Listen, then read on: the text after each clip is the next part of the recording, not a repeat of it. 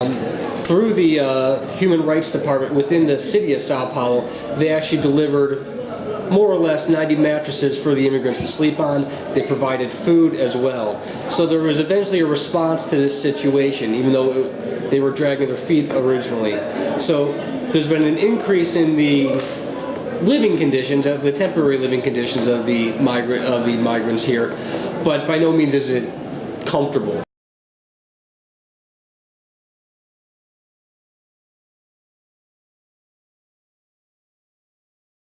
Today, the Minister of Work, of Labor, actually sent 2 vans here to pick up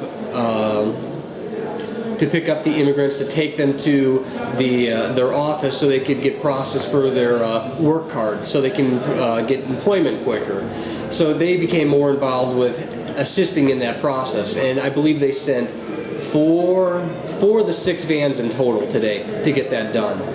So there was progress there. We had more employers continue to contact us about the offers that they had. The big concern that we have in the work mediation right now is making sure we don't have employers coming in just to the plaza outside and offering work to anyone there, and these immigrants just accepting it without really vetting the employer.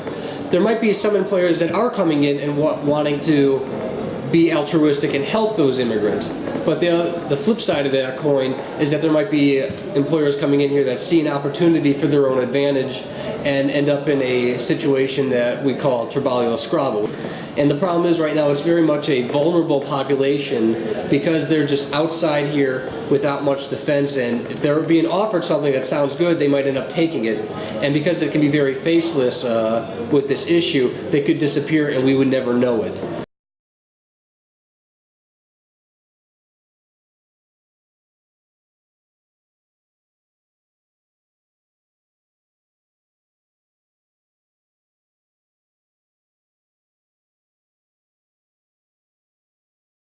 So when I talk to the immigrant representatives, I've been trying to provide them updates to let them know what's going on.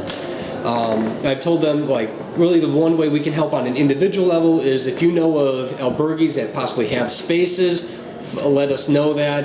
If you know employers that you could refer to us that would be willing to hire immigrants, let us know that too.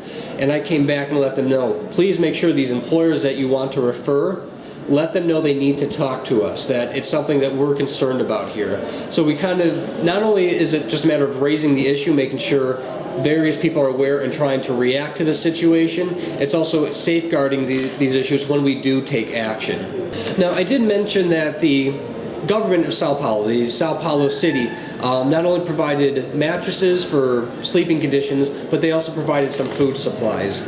However, the food supplies that they provided are only being used for 1 meal a day, and the big meal here in Brazil is lunch. So today, the staff here, we ourselves prepared the food, served it and everything. However, for dinner, or in the morning for breakfast, what they call café de manhã, they do not receive anything. So while we're able to provide some type of food, we're not able to provide something each of the 3 meals.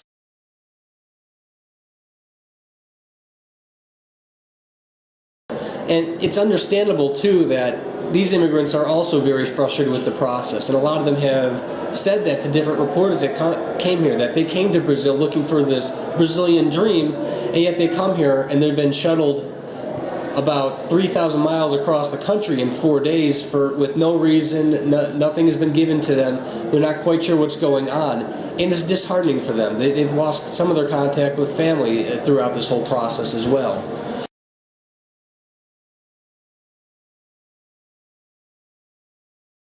But at the same time, this tension kind of ebbs and flows. Today, it became a little bit more lighthearted in the afternoon, that after we had kind of finished our general work responsibilities, I stepped outside and I noticed a lot of the immigrants that don't have much to do right now, they actually took out a soccer ball and started playing amongst themselves, doing basically a game of keep away.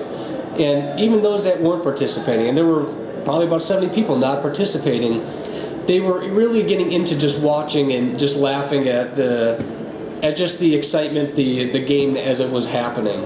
So it's good to see that even in a very stressful situation, a difficult problem, that people still maintain a lighthearted attitude. If there's something I've been able to take out of this experience, at least to date, since it is still ongoing, it really exposes just how vulnerable an immigrant population can be. It's easy for us to see the general issues of coming into a country. You don't know anyone, you might not know the language, you don't know the customs. Many of the things that we have gone through as Maryknoll lay missioners, including myself, actually, I'm still going through it, let's be honest. But it exposes those underlying problems here as well, that it's very easy for this population to be taken advantage of by people. That if there's a gain to be seen, they could be exposed for it. And it's something that I think also applies to our own country as women, but we see these problems with undocumented immigrants who come in, that they end up working these low-end jobs that probably don't even pay minimum wage. A lot of them end up working as hotel maids. It's a very faceless population. They stay out of the background, and they're easy to just disappear from the public eye. The same thing is true here in Brazil, that the population can end up in a situation where they just basically disappear from the public eye, and it's hard to keep track of that in that situation.